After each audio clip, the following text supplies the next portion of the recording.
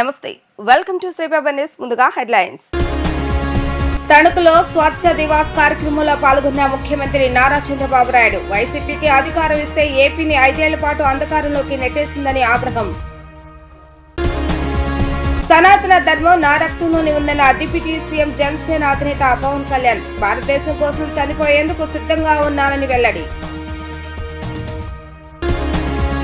మంగళగిరిలోని స్వచ్ఛ మంగళగిరి గోడ పత్రికను ఆవిష్కరించిన మంత్రి నారా లోకేష్. రోడ్డుపై చెత్తను తొలగించడం మనందరి బాధ్యత అని పిలుపు. వైసీపీకి అధికారం ఇస్తే ఏపీని 5 ఏళ్ల పాటు అంధకారంలోకి నెట్టేశారని సీఎం చంద్రబాబు నాయుడు మండిపడ్డారు. ప్రస్తుతం ఉన్నది ప్రజాప్రభుత్వం. సంక్షేమం, అభివృద్ధి రెండూ చేయాలన్నదే నా అభిమతమని ఆయన పేర్కొన్నారు. తణుకులో ఏర్పాటు చేసిన స్వచ్ఛ దివాస్ కార్యక్రమంలో సీఎం చంద్రబాబు నాయుడు పాల్గొన్నారు. ఉదయం తణుకు చేరుకున్న సీఎం చంద్రబాబు నాయుడుకి మంత్రులు, పార్టీ నేతలు ఘన స్వాగతం పలికారు. మంత్రి నిమ్మల రామానాయుడు, స్వచ్ఛంద కార్పొరేషన్ చైర్మన్ కె పట్టాభిరామ్, జిల్లా కలెక్టర్ చదలవాడ నాగరాణి, జిల్లా ఎస్పీ అద్నాన్ నయీం, అశ్విని, తణుకు ఎమ్మెల్యే అరిమిల్లి రాధాకృష్ణ, పులపతి రామాంజనేయులు, బొమ్మిడి నాయకర్, బొలిశెట్టి శ్రీనివాస్, పితాని సత్యనారాయణ, మద్దిపాటి వెంకటరాజు, శాసనమండలి మాజీ విప్ అంగర రామ్మోహన్ రావు సీఎంకు స్వాగతం పలికారు. అనంతరం తణుకు జడ్పీ బాలుర హైస్కూల్లో ఏర్పాటు చేసిన ప్రజావేదిక కార్యక్రమంలో పాల్గొన్నారు. స్వనంద్ర స్వచ్ఛంద కార్యక్రమంపై ఏర్పాటు చేసిన ఫోటో ఎగ్జిబిషన్ తిలకించారు. పర్యావరణాన్ని హితం చేసే డిస్పోజబుల్ వస్తువుల ప్రదర్శనను కూడా తిలకించారు. అలాగే ప్రజావేదికపై నుంచి స్వచ్ఛాంధ్రపై విద్యార్థుల గీతాలాపన అందరినీ ఆకట్టుకుంది. రాష్ట్రంలో ఉత్తమ పారిశుద్ధ కార్యక్రమాలను నిర్వహించిన పలువురిని సీఎం సత్కరించి మెమోంటోలను బహుకరించారు. ప్రజావేదిక వద్ద ప్రజలతో సీఎం ముఖాముఖి నిర్వహించారు. ఈ సందర్భంగా ఆయన మాట్లాడుతూ, ప్రజలు అడిగిన ప్రశ్నలకు చంద్రబాబు నాయుడు సమాధానం ఇస్తూ 14 ఏళ్లుగా అసెంబ్లీకి వెళుతున్నాను. 10 ఏళ్లు ప్రతిపక్ష నేతగా పనిచేస్తాను. నా జీవితం అంతా అలుపెరగని పోరాటం. నా చివరి రక్తబొట్టు వరకు మీకు సేవ చేయాలన్నదే నా సంకల్పం అని స్పష్టం చేశారు. ఇప్పటి వరకు ఎంత పని చేశానో రాబోయే 5-10 ఏళ్లలో అంతకంటే రెట్టింపుగా పనిచేస్తానని అన్నారు. ఇదే రోజు 47 సంవత్సరాల కంటే ముందు నేను మొట్టమొదటిసారిగా అసెంబ్లీకి అడుగుపెట్టాను. ఇప్పుడు 41 సంవత్సరాలుగా అసెంబ్లీలో ఉన్నాను. ఈ రాష్ట్రంలో ఎవరికీ దక్కని గౌరవం దక్కింది. ఒక మాటలో చెప్పాలంటే ఇది అసాధారణమైనటువంటి గౌరవం. ఎన్నిసార్లు గెలవడం, సమైక్య ఆంధ్రప్రదేశ్ లో ఎవ్వరూ చేయని విధంగా 9 సంవత్సరాల ముఖ్యమంత్రిగా మన నాయకుడు ఎన్టీ రామారావు గారంటే ఒక చరిత్ర సృష్టించిన యుగ పురుషుడు. అలాంటి యుగ పురుషుడి దగ్గర నేర్చుకున్న తర్వాత 9 సంవత్సరాలు అందరికంటే ఎక్కువ సమయం ముఖ్యమంత్రిగా ఉండే అవకాశం మీరు నాకు ఇచ్చారంటే అదే నేను చూపించిన చొరవ, పట్టుదల. 10 ఏళ్లు అపోజిషన్ లీడర్ గా పనిచేశాను. ఇప్పుడు మళ్ళా రెండోసారి ముఖ్యమంత్రి. 5 ఏళ్లు ప్రతిపక్షంలో కూడా పనిచేశాను. నా రాజకీయం అంతా పెరగనిటువంటి రాజకీయ జీవితం నాది. నా ఆలోచన అంతా ఒకటే, నా చివరి రక్తపు బొట్టున్నంత వరకు ఈ పేదవాళ్లకు, రాష్ట్రానికి, తెలుగు జాతికి న్యాయం చేయాలని ఏకైక సంకల్పం. సనాతన ధర్మం నా రక్తంలోనే ఉందని నిరూపించుకోవాల్సిన అవసరం లేదని పవన్ కళ్యాణ్ అన్నారు. 14 ఏళ్ల వయసు నుంచే నేను ఏటా దీక్ష చేసేవాడినని, సనాతన ధర్మం గురించి ఎవరు సర్టిఫికెట్స్ ఇవ్వాల్సిన అవసరం లేదని తేల్చి చెప్పారు. 219 ఆలయాల్లో దారుణాలు జరిగినా తాను ఆందోళనకు దిగలేదని, ప్రవక్త, అల్లా, క్రీస్తు, మేరీమాతను దూషించగలరా అంటూ ప్రశ్నించారు. రాముడు, శివుడు, పార్వతి, అయ్యప్పను దూషిస్తే ఊరుకోగలవా అని ఆయన అడిగారు. ఈ సంవత్సరం జనసేన అధినేత డిప్యూటీ సీఎం పవన్ కళ్యాణ్ మాట్లాడుతూ, మతానికి ఒక న్యాయం కుదరదని, అందరికీ ధర్మం ఒకటే అని స్పష్టం చేశారు. మన పాలకులు మసీదులు, చర్చిలు కట్టించారని అన్నారు. పాకిస్తాన్ మొదటి న్యాయశాఖ మంత్రి భారత్కు కాందినిసుకుడిగా వచ్చారని పవన్ కళ్యాణ్ గుర్తు చేశారు. ఇప్పుడు పాకిస్తాన్, బంగ్లాదేశ్ నుంచి హిందువులు ఎందుకు పారిపోతున్నారని ప్రశ్నించారు. మన దేశంలో ముస్లింలను గౌరవిస్తామని, ఆదరిస్తామని అన్నారు. ఇతర మతాలను గౌరవించాలని సనాతన ధర్మం తమకు నేర్పిందన్న పవన్, సెక్యులరిజం అంటే ఏమిటో అర్థం చేసుకోవాలని అన్నారు. తప్పును తప్పు అని గట్టిగా చెప్పండని, మతాల ప్రస్తావన వద్దని సూచించారు. భారతదేశం కోసం చనిపోయేందుకు సిద్ధంగా ఉన్నానని ఆయన సంచలన వ్యాఖ్యలు చేశారు. Pawan Kalyan has suddenly become a Hindu defender, a Sanatani defender. Do I have to become a defender for Sanatana Dharma? It is within my blood. I don't have to prove it. Today maybe you might be seeing it today. Always I had it in my blood. నేను 21 yearsలో కూడా 14 ఏళ్ల వయసు నుంచి, right from the age of 14 I was doing diksha. 14 సంవత్సరాల నుంచి ఎప్పుడు అయ్యప్ప దీక్ష చేసేవాడిని. ఏదైనా మాట్లాడదాం వీళ్ళందరితో అంటే, సడన్గా నువ్వు తిరుపతి లడ్డూలు కల్తీ అయిపోతే నువ్వు ఎర్ర బట్టలు వేసుకొని ఇవన్నీ మాట్లాడుతున్నావు అంటే నేను చెప్పండి, మీరు ఇప్పుడు దాకా 219 టెంపుల్స్ 219 టెంపుల్స్ అపవిత్రం చేస్తే మన అంతర్వేది రథాన్ని తగలబెడితే నేను వచ్చిండొచ్చు కదా. రామతీర్థంలో రామచంద్రుల వారి విగ్రహాన్ని తల నరికేస్తే నేను బయటకు వచ్చి గోల చేసి ఉండొచ్చు కదా. ఎందుకు స్టేట్మెంట్గా పరిమితం అయ్యాం? చిన్నప్పటి నుంచి మా ఇంట్లో రామనామ జపం ఉండేది. మా నాన్న ఉమ్మడి కమ్యూనిస్ట్ పార్టీ సభ్యుడు, ఎథీస్ట్ ఒకప్పుడు టీన్స్లో 20లో. ఆయన మరి ఎలా మారిందో మనసు తెలియదు కానీ విపరీతమైన రామభక్తుడు అయిపోయాడు. నేను పుట్టేటప్పటికి మా ఇంట్లో ఎప్పుడూ రామనామమే ఉండేది. ఆ రామనామాన్ని జపిస్తూనే నాకు జబ్బు వచ్చినా మా నాన్న రామనామం చెప్పేవాడు. అలాంటి రామనామం జపించే మాకు రాముడి విగ్రహం తల నరికేస్తే కోపం రాకూడదంటారేంటి మీరు? ఇదే మీకు ఒక మహమ్మద్ ప్రవక్తకి పవిత్ర రంజాన్ మాసంలో మహమ్మద్ ప్రవక్తకి మీరు ఒక మాటని దూషించగలరా? దూషించి బతకగలరా? అల్లాని ఒక మాట అనగలరా? జీసస్ క్రైస్ట్ ఒక మాట అనగలరా? మేరీ మాతని ఒక మాట అనగలరా? కానీ పార్వతీ దేవిని తిడతారు, లక్ష్మీ మాతని తిడతారు. అంటే నువ్వు ఇస్లాంకి అపవిత్రం జరిగితే మాట్లాడితే సెక్యులరిజం, జగన్మాతకి కానీ పార్వతీదేవికి కానీ శివుడికి కానీ రాముడికి కానీ అయ్యప్పకి కానీ అపవిత్రం జరిగితే మా మనోభావాలు బాధపడకూడదు, గాయపడకూడదు, నోరు మూసుకొని కూర్చోవాలి. ఆ జనరేషన్ పోయిందిరా బాబు, ఆ జనరేషన్ పోయింది. పాకిస్తాన్ ఫస్ట్ లా మినిస్టర్ దళిత కమ్యూనిటీకి చెందిన జోగేంద్రనాథ్ మండల్. ఆయన పేరు ఎప్పుడైనా విన్నారా? ఎంతమంది వినుంటారు? ఆయన ఏ పరిస్థితిలో చచ్చిపోయారో తెలుసా? ఆయన నేను భారతదేశాన్ని నమ్మను, పాకిస్తాన్ని నమ్ముతాను అంటే అంబేద్కర్ గారితో సహా చాలామంది వద్దని చెప్పినా కానీ ఆయన పాకిస్తాన్కి వెళ్ళిపోయి దాన్ని బంగ్లాదేశ్లో చాలా హిందూ జిల్లాలు కలిపేసి బంగ్లాదేశ్ గొడవల నుంచి హిందువులు పారిపోతున్నారు. మన దేశంలో అలా జరిగిందా? ఎంత మర్యాద ఇస్తాం ఇస్లాంకి? నా దగ్గర ఉండే వ్యక్తులను అడగండి, ఇస్లాం పాటించే నా దగ్గర ఉండే నా సన్నిహితులను అడగండి. ఇది పవన్ కళ్యాణ్ గొప్పతనం కాదు, సనాతన ధర్మం నాకు నేర్పింది ఇది. రోడ్డుపై చెత్తను తొలగించడం మన అందరి బాధ్యత. ఈ పనిలో అందరం భాగస్వాములు కావాలని రాష్ట్ర ఐటీ విద్యాశాఖ మంత్రి నారా లోకేష్ పిలుపునిచ్చారు. సిఎస్ఆర్ ఫ్రెండ్స్ ద్వారా మంగళగిరి తాడేపల్లి నగరపాలక పరిధిలో పలు అభివృద్ధి కార్యక్రమాలకు తోడ్పాటును అందిస్తామన్నారు. గుంటూరు జిల్లా మంగళగిరి నగరపాలక సంస్థలో స్వర్ణాంధ్ర స్వచ్ఛంద్రల భాగంగా స్వచ్ఛ మంగళగిరి గోడ పత్రికను మంత్రి లోకేష్ ఆవిష్కరించారు. కార్యక్రమంలో మున్సిపల్ కార్పొరేషన్ అధికారులు, వివిధ పాఠశాల కళాశాలల విద్యార్థులు పాల్గొన్నారు. మంగళగిరిని స్వచ్ఛ మంగళగిరిగా రూపుదిద్దుతామని అధికారులతో, విద్యార్థులతో మంత్రి నారా లోకేష్ ప్రమాణం చేయించారు. పట్టణంలోని డ్వాక్రా మహిళలు ఏర్పాటు చేసిన పలు స్టాల్స్ ను లోకేష్ పరిశీలించారు. ప్లాస్టిక్ వాడకాన్ని తగ్గించాలంటూ మంగళగిరి నియోజకవర్గ ప్రజలకు పిలుపునిచ్చారు. రోడ్లపై చెత్తను తొలగించడం మన అందరి బాధ్యత. ఈ పనిలో అందరం భాగస్వాములు కావాలని అన్నారు. డ్రైనేజీ కాలువలో చెత్త పడవేయకుండా చూసుకునే బాధ్యత ప్రజలందరిపై ఉందని అన్నారు. రాబోయే 18 నెలల్లో భూగర్భ డ్రైనేజీ, వాటర్, ఎలక్ట్రానిక్ గ్యాస్ ను అందజేస్తామన్నారు. సిఎస్ఆర్ ఫ్రెండ్స్ ద్వారా మంగళగిరి తాడేపల్లి నగరపాలక పరిధిలో పలు అభివృద్ధి కార్యక్రమాలకు తోడ్పాటును అందజేస్తామన్నారు. మంగళగిరిలో యుద్ధ ప్రాతిపదికన పనులను ప్రారంభిస్తామని ఆయన స్పష్టం చేశారు. మనందరి లక్ష్యం ఒకటే పెట్టుకోవాలి. త్వరలోనే భారతదేశంలో మన ర్యాంకింగ్ వస్తాయి. మన స్థాయి కార్పొరేషన్ ఉన్నప్పుడు, అన్ని కార్పొరేషన్ మధ్య పోటీ ఉన్నప్పుడు మనం మొదటి స్థానంలో స్వచ్ఛతలో ఉండాలి. దానికి మనందరిలో చైతన్యం రావాలి. అందుకే ఈరోజు పిల్లలు కూడా వచ్చారు, వాళ్ళ తల్లిదండ్రులు వచ్చారు, అధికారులు అందరూ ఇక్కడ ఉన్నారు. స్వచ్ఛత అనేది చాలా అవసరం. ప్రశాంత వాతావరణం స్వచ్ఛంగా ఉన్నప్పుడు మన ఆలోచనలు కూడా స్వచ్ఛందంగా ఉంటాయి. అందుకే నేను శాసనసభ్యుడు అయిన తర్వాత చెరువుల్ని అభివృద్ధి చేస్తున్నాం, పార్కులు కడుతున్నాం, భవన నిర్మాణ కార్మికులు కావాల్సిన వసతులు వాళ్ళు కూడా తీసుకుంటున్నాం, పారిశుద్ధ్య కార్మికులు కావాల్సిన సామాగ్రి అందజేస్తున్నాం. ఇవన్నీ ఎందుకు చేస్తున్నాం అంటే స్వచ్ఛత అనేది మనందరం భాగస్వామ్యం అవుతేనే సాధించగలుగుతాం. ఈ రోజు నుంచి రాబోయే 1 సంవత్సరం అంటే కరెక్ట్గా 365 రోజులు ఒక యుద్ధంగా మంగళగిరిని ఒక స్వచ్ఛ మంగళగిరిగా తీర్చిదిద్దే లక్ష్యంతో పనిచేయాలి.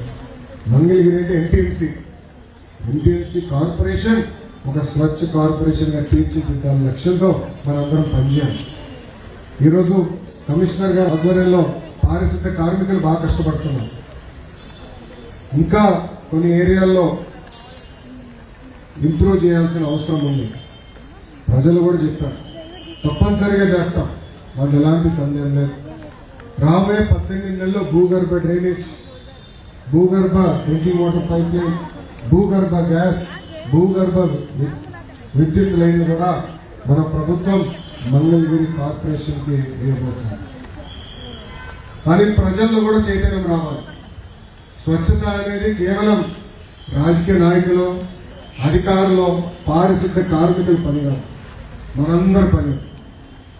చెత్త రోడ్డు పక్కన వెళ్దాం, మనం వేస్తే అక్కడ చెత్త ఉంటుంది. డ్రైన్లు ఈరోజు మూసుకుపోయినంటే దానికి కారణం మనం వేసిన చెత్త. సో ఇక్కడున్న పిల్లలు కూడా వాళ్ళ తల్లిదండ్రుల చైతన్యం తీసుకురావాలి. ఈరోజు మీరు అద్భుతంగా మేము వేసిన ప్రశ్న సమాధానం చెప్పారు. ఈరోజు అద్భుతంగా హార్డ్ వర్క్ చేశారు. ఇది కేవలం అకాడమిక్ ఎక్సర్సైజ్ కాదు. మీరు ఇంటికి వెళ్ళినప్పుడు మీ తల్లిదండ్రుల చైతన్యం తీసుకురావాలి. తెలియకుండా ఎవరైనా రోడ్డు పైన వేస్తే ఆ చెత్త మనం ఎత్తుతాం, ఎత్తి తిరిగి చెత్త పొట్టు లేద్దాం. కానీ ఆ వ్యక్తుల్లో కూడా చైతన్యం తీసుకురావాలని ఇప్పుడున్న పిల్లలకి వాళ్ళ తల్లిదండ్రులు తెలుసుకుంటూ ఈ రాబోయే సంవత్సరం పాటు ఒక యుద్ధంగా జరిగే కార్యక్రమం మంగళగిరిని భారతదేశంలోనే నంబర్ 1 నిలిచే విధంగా మనందరం కృషి చేయాలి, కష్టపడాలి, మనలో చైతన్యం రావాలని మంగళగిరి ప్రజలందరినీ తెలుపుకుంటూ నాకు ఇంత అద్భుతమైన అవకాశం ఇచ్చిన మంగళగిరి ప్రజలందరికీ పేరు పేరున నా ఉదయపూర్వక ధన్యవాదాలు తెలుపుకుంటూ మీ అందరి గురించి సెలవు తీసుకుంటున్నాను. ప్రజా ఆరోగ్యానికి పరిశుభ్రతే మూల కారణమని, ప్లాస్టిక్ రహిత జీవన విధానంతోనే సంపూర్ణ ఆరోగ్యం సాధ్యమని, స్వచ్ఛందనలో ప్రతి ఒక్కరు భాగస్వామ్యం కావాలని Mylavaram MLA Vasantha Venkatakrishna Prasad, CCLA commissioner G Jayalakshmi, NTR జిల్లా కలెక్టర్ లక్ష్మీషా పిలుపునిచ్చారు. మానవ జీవనానికి ప్లాస్టిక్ వలన ఎంతో ముప్పు కలుగుతుందని అన్నారు. ముఖ్యంగా సింగిల్ యూజ్ ప్లాస్టిక్ ని ఎవరూ వినియోగించవద్దని అన్నారు. ఎన్టీఆర్ జిల్లా ఇబ్రహీంపట్నం మండలం జూపొడి గ్రామంలో స్వచ్ఛంద్ర స్వచ్ఛ దివాస్ కార్యక్రమాన్ని ప్రారంభించారు. ఈ కార్యక్రమంలో CCLA commissioner G Jayalakshmi, NTR జిల్లా కలెక్టర్ జి లక్ష్మీషాతో పాటు మైలవరం శాసనసభ్యులు వసంత కృష్ణప్రసాద్ తదితరులు పాల్గొన్నారు. ముందుగా చెత్త నుంచి సంపద తయారీ కేంద్రాన్ని, అక్కడ వర్మి కంపోస్ట్ ఎరువును పరిశీలించారు. హరితాంధ్రప్రదేశ్ నిర్మాణంలో భాగంగా మొక్కలు నాటారు. అనంతరం సింగిల్ యూజ్ ప్లాస్టిక్ వద్దు అనే నినాదంతో ర్యాలీ నిర్వహించారు. పర్యావరణ హితమే ప్రధాన లక్ష్యంగా ప్లాస్టిక్ ముప్పు నుండి సమాజానికి విజ్ఞప్తి కల్పిద్దామన్నారు. మానవ జీవనానికి ప్లాస్టిక్ వలన ఎంతో ముప్పు కలుగుతుందని పేర్కొన్నారు. ముఖ్యంగా సింగిల్ యూజ్ ప్లాస్టిక్ ను ఎవరు వినియోగించవద్దని అన్నారు. ఇది 400 ఏళ్లకు భూమిలో కలుస్తుందన్నారు. ఇది కూడా మైక్రో ప్లాస్టిక్ గా మారి భూగర్భ జలాలను కలుషితం చేస్తుందని అన్నారు. ప్లాస్టిక్ క్యాన్సర్ కు కారకమని తెలిపారు. నిత్య జీవితంలో మనమందరూ జూట్ లేదా గడ్డితో తయారు చేసిన సంచులు వినియోగించాలని అన్నారు. త్రాగునీటికి రాగి లేదా స్టీల్ బాటిల్ ను వినియోగించాలని, హోటల్లో గాజు, స్టీల్ పాత్రలనే వినియోగించినట్లయితే ప్లాస్టిక్ కొంత మేరకు నివారించేందుకు అవకాశం ఉందని అన్నారు. ప్రతి నెల 3వ శనివారం నిర్వహించే స్వచ్ఛంద్ర స్వచ్ఛ దివాస్ కార్యక్రమం ద్వారా అందరినీ చైతన్యపరచుదామని అన్నారు. ఇంటింటి నుంచి వచ్చే చెత్తని మనం తడి చెత్తగా పొడి చెత్తగా వేరువేరుగా చేసి ఇస్తే దాన్ని మీరు చూసారు. ఇప్పుడే ఇక్కడ సాలిడ్ వేస్ట్ ప్రాసెసింగ్ సెంటర్ ఉంది. అక్కడ ఎంత చక్కగా వర్మీ కంపోస్ట్ తయారు చేస్తున్నారు ఈ గ్రామంలో, జూపడి గ్రామంలో. సో అది ఒక నిదర్శనం. మనం వేస్ట్గా వదిలేస్తే అది వేస్ట్గానే ఉండిపోతుంది. దాన్ని కనుక మనం ఆలోచించి, మన ఆలోచనని దానికి అమర్చి దాన్ని ఉపయోగించుకుంటే అది సంపదగా మారుతుందనే దానికి నిదర్శనం ఈరోజు సాలిడ్ వేస్ట్ ప్రాసెసింగ్ సెంటర్. ఈ కార్యక్రమం పోయిన నెల చేయడం జరిగింది. అలాగే ఈ నెల 3వ నెల theme single use plastic ban. Single use plastic అంటే ఏంటి? ఒక్కసారి వాడేసి పడేసే ప్లాస్టిక్. ఈ ప్లాస్టిక్ని ఎందుకు బ్యాన్ చేయాలనేది మనం ఈరోజు గుర్తు చేసుకుందాము. మనం విశ్వవ్యాప్తంగా చూసుకుంటే దాదాపుగా 400 million tons, 400 million metric tons plastic production అవుతా ఉంది. దీంట్లో దాదాపుగా ఓన్లీ 9% మాత్రమే రీసైకిల్ అవుతా ఉంది. మిగతాదంతా లేదా పర్యావరణానికి వెళ్ళిపోతా ఉంది, ఓషన్కి వెళ్ళిపోతా ఉంది, లేదా ఎక్కడైనా భూమి మీద పడిపోయి వేస్ట్గా పొల్యూషన్గా మారుతా ఉంది. ఇప్పుడు మీరు చూస్తే మనం హైవేలో కూడా తిరుగుతుంటే, లేదా ఏ ఊరికి వెళ్ళినా ఊర్లో ఫస్ట్ వెల్కమ్ చేసేది మనకు ప్లాస్టిక్ చెత్త. ప్లాస్టిక్ అక్కడెక్కడ పడి ఉంటుంది, అది ఫస్ట్ వెల్కమ్ చేస్తుంది. ఈ పరిస్థితికి వచ్చి ఉన్నాం. ఇంకా ఒక పర్స్పెక్టివ్, ఒక అర్థం కోసం అర్థం చేసుకోవడానికి చెప్తున్నాను. మన దేశ ఆహార ధాన్యాల ప్రొడక్షన్ అయితే ఉందో ఇది వచ్చి 332 మెట్రిక్ టన్స్. మన దేశ ఆహార ధాన్యాలు 332 మెట్రిక్ టన్స్. కానీ ప్రపంచంలో సంవత్సరానికి జనరేట్ అవుతున్న పాలిథిన్ వచ్చి, ప్లాస్టిక్ వచ్చి 400 మిలియన్ మెట్రిక్ టన్స్. అంటే ఒక దేశానికి కావాల్సిన ఫుడ్ గ్రెయిన్స్ ఎంత, అంతకన్నా ఎక్కువ ప్రపంచంలో ప్లాస్టిక్ అవుతుంది. దాంట్లో రీసైకిల్ అవ్వట్లేదు. సరే, దీంట్లో ఇక్కడికే ఆగిపోతుందా? ఈ ఒక్క ప్లాస్టిక్ కనుక భూమిలోకి వెళితే, ఇప్పుడు మనం ఆకులు ఉన్నాయి, చెట్లు ఉన్నాయి, క్లాత్ ఉంది, ఇది కనుక భూమిలో పడితే 10 రోజు 20 రోజు సంవత్సరం 2 సంవత్సరం ఈవెన్ ఎండిపోయిన చెట్టాన్ని కూడా 3 సంవత్సరాల తర్వాత తీసి చూస్తే అక్కడ ఉంటుందా? ఉండదు. ఏమైపోతుంది? ఎరువు అవుతుంది. అదే ఈ ప్లాస్టిక్ని అట్లా పడేస్తే భూమిలో ఎన్ని రోజులు ఉంటుంది? ఒక రీసెర్చ్ చేశారు, దాంట్లో తీసి చూస్తే అంటే ఒక మనిషి ఎన్ని రోజులు బతికుంటాడు?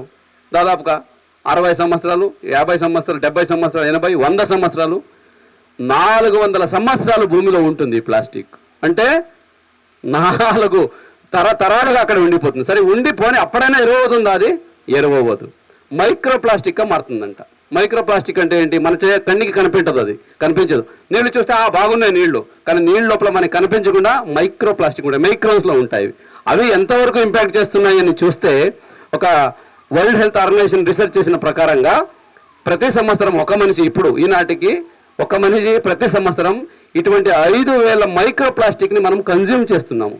అన్ని ప్లాస్టిక్ బ్యాన్ చేయాల్సిన అవసరం కూడా లేదు. ఎందుకు? కొన్ని ప్లాస్టిక్ రీయూజ్ అవుతాయి, మనం వరుసగా అవి వాడవచ్చు. అవి పర్యావరణానికి వెళ్ళి పొల్యూషన్ క్రియేట్ చేయవు. ఏవైతే ఎప్పటికప్పుడు ఒకసారి వాడేసిన తర్వాత పర్యావరణానికి వెళ్ళిపోయి పొల్యూషన్ క్రియేట్ చేస్తాయో అటువంటిది బ్యాన్ చేస్తే మనం ఆరోగ్యం కాపాడుకోవచ్చు. మాజీ మంత్రి వైఎస్ వివేకానందరెడ్డి దారుణ హత్య జరిగి 6 ఏళ్లు అవుతున్నా ఇంకా న్యాయం జరగలేదని ఆయన కుమార్తె డాక్టర్ సునీత ఆవేదన వ్యక్తం చేశారు. ఈ కేసులో సాక్షులు అనుమానాస్పద రీతిలో చనిపోతున్నారని, వారిని కాపాడుకోవాల్సిన బాధ్యత రాష్ట్ర ప్రభుత్వంపై ఉందని సునీత విజ్ఞప్తి చేశారు.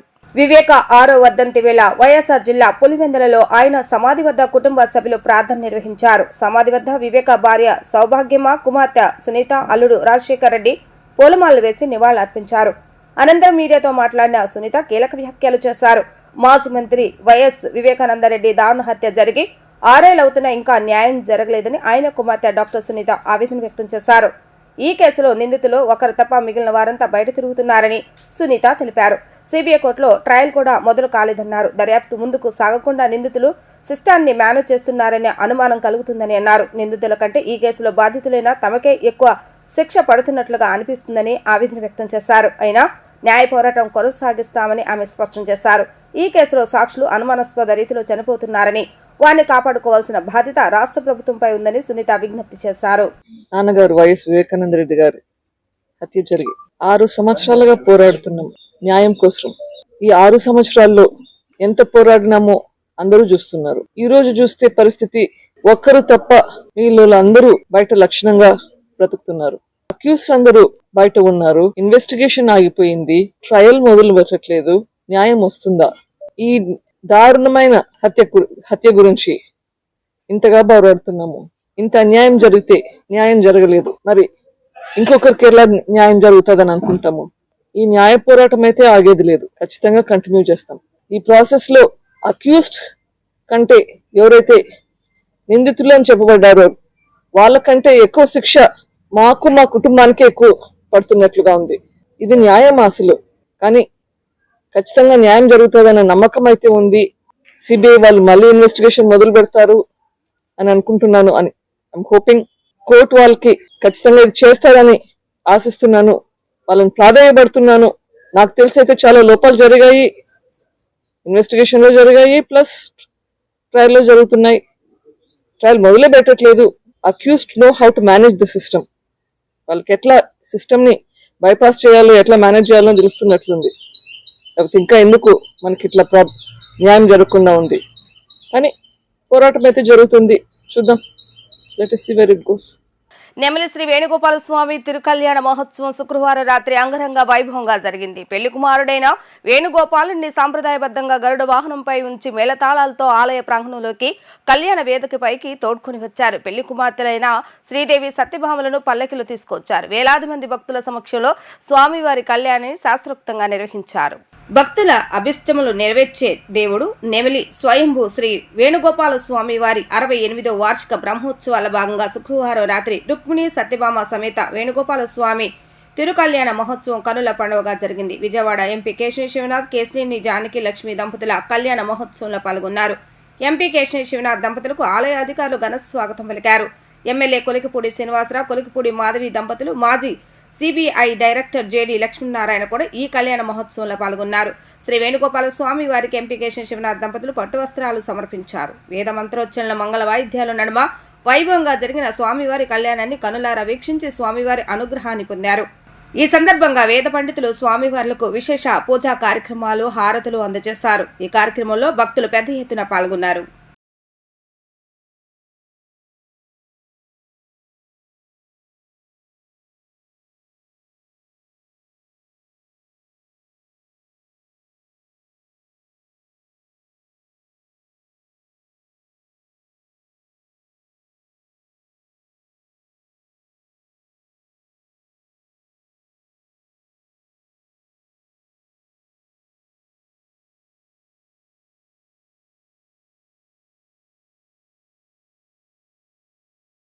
ఎన్నికల ముందు ఇచ్చినటువంటి మాట ప్రకారం సమస్యలు లేని నియోజకవర్గంగా సెంట్రల్ నియోజకవర్గం తీర్చిదిద్దటమే తన లక్ష్యమని సెంట్రల్ ఎమ్మెల్యే బోండా ఉమామహేశ్వరరావు అన్నారు.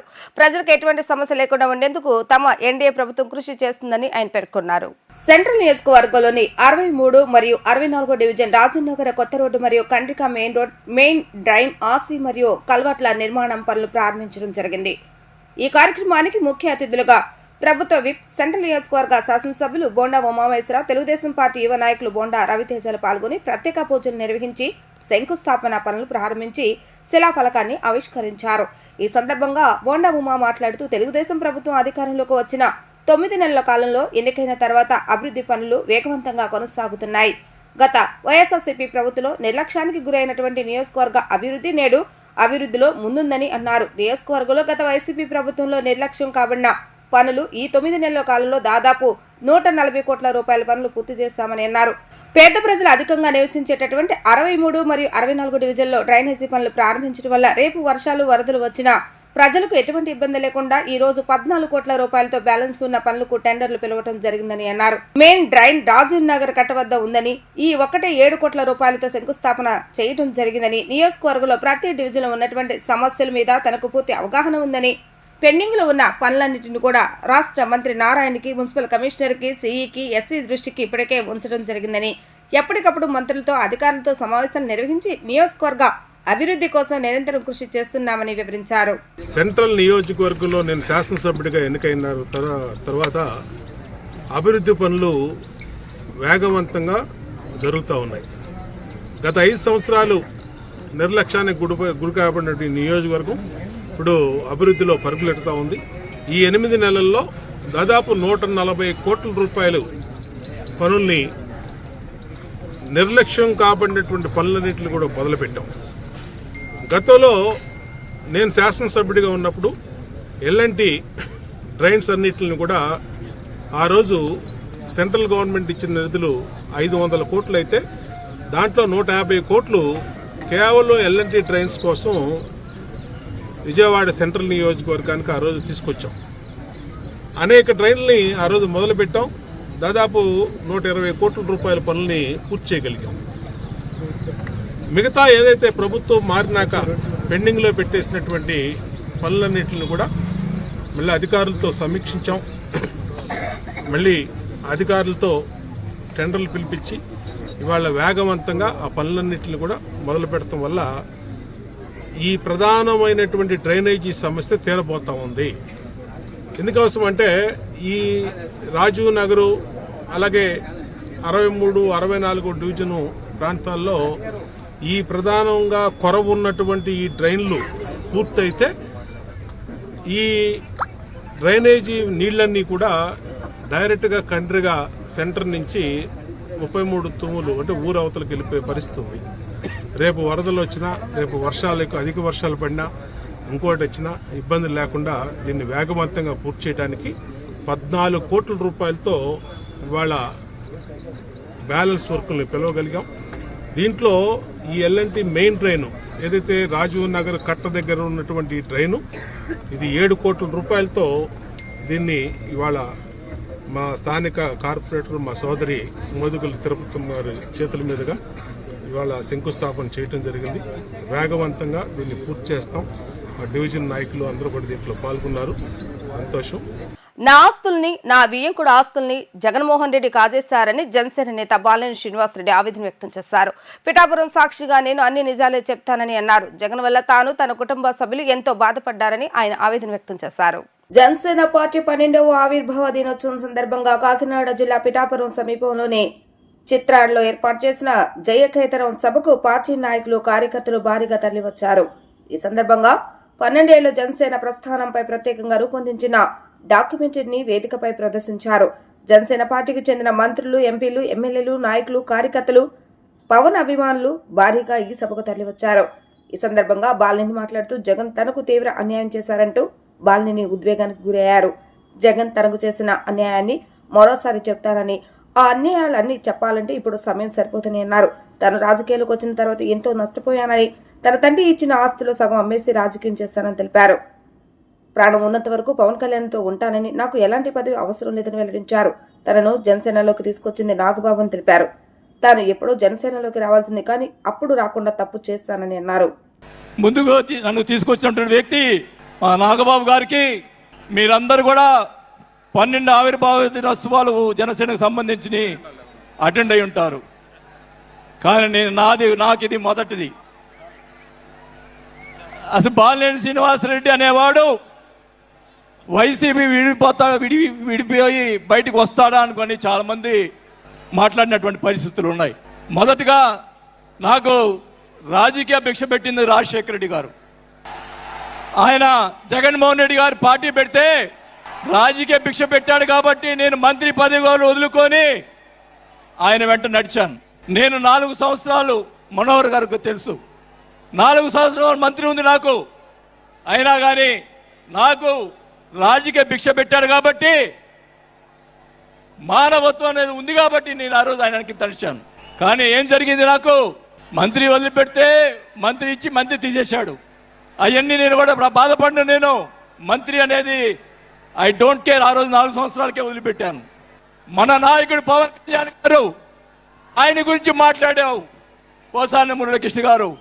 ఆయన కళ్ళైరు చేస్తుంటే లక్షలాది మంది జనసైనికులు నీకు తుప్పుగా రాలగొట్టేవాళ్ళు. ఆయన మౌనం వహించారు. నేనైతే చెప్తా ఉన్నా, కుటుంబాన్ని అలా మాట్లాడారు కాబట్టి వాళ్ళని 9 నెలలు, ఇంకా 9 నెలల తర్వాత అరెస్ట్ చేశారు. నేనైతే గవర్నమెంట్ ఇచ్చిన మరుసటి రోజే లాఠీతో రాలగొట్టించి లోపల వేయించేవాడిని కూడా ఈ సభాగా చేసుకుంటా ఉన్నా. చేసినటువంటి దుర్మార్గాలకు ఎక్కడికి పోవు. ఒకటే చెప్తా ఉన్నా, నేను 5 సార్లు ఎమ్మెల్యే, 2 సార్లు మంత్రి అయినా కూడా, నేను ప్రతిపక్షంలో ఉన్నప్పుడు కూడా మన నాయకుడు పవన్ కళ్యాణ్ గారు వైసీపీని ఒకరోజు అందరినీ తిడుతూ ఒక బాలినేని శ్రీనివాసరెడ్డి గారు లాంటి మంచి వాళ్ళు ఉన్నారని చెప్పి ఆ రోజు చెప్పిన రోజే నేను జనసేనలో చేరి ఉండాలి అని కూడా తెలియజేసుకుంటా ఉన్నా. ఆ రోజు చేరకపోవటం నా దౌర్భాగ్యం. పవన్ కళ్యాణ్ గారి గురించి మొన్న మాట్లాడాడు జగన్మోహన్ రెడ్డి గారు. ఏదో కౌన్సిలర్ అన్నాడు, ఏదో అన్నాడు.